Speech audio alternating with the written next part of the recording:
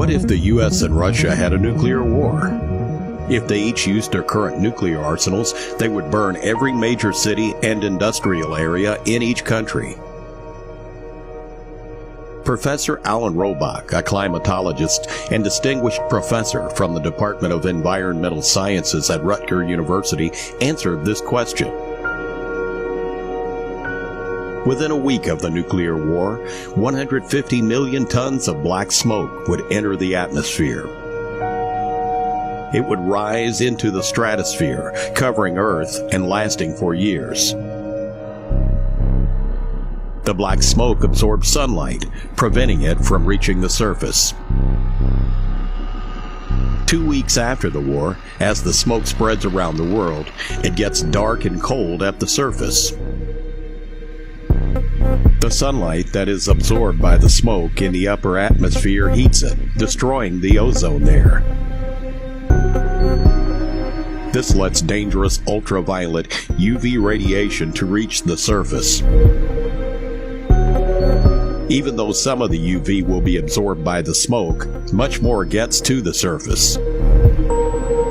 UV radiation destroys DNA, the building blocks of life, which will lead to increased cases of cancer. After 2 months, temperatures over all continental land regions plummet below freezing. And now we have a nuclear winter. Agriculture grinds to a halt and will not be possible for several years. At the 2 months mark, rainfall halts over all continental land regions, and some falls as snow instead.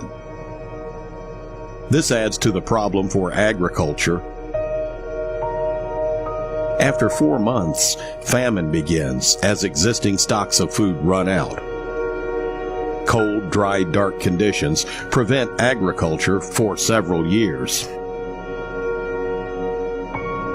After 2 years, most people on Earth have starved to death. A few people on coastlines may survive in a hunter-fisher-gatherer existence, but they have to deal with the cold, dark conditions and the enhanced UV radiation.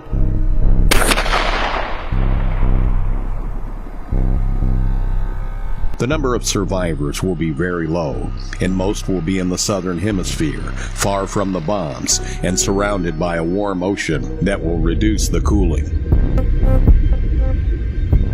Year 4. Later, temperatures slowly begin to rise, but will not be back to pre-war conditions for another 20 years. Rainfall also slowly begins to rise.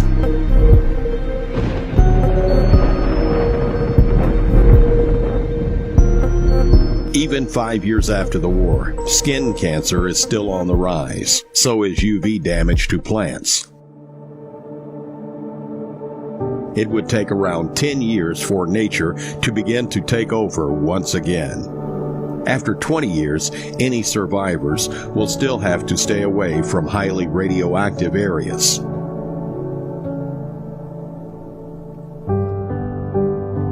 All this can happen with the currently operational 4,000 nuclear weapons in the U.S. and Russian arsenals. Even the use of 100 nuclear weapons by any of the 9 nuclear nations could produce climate change unprecedented in recorded human history and result in famine for billions.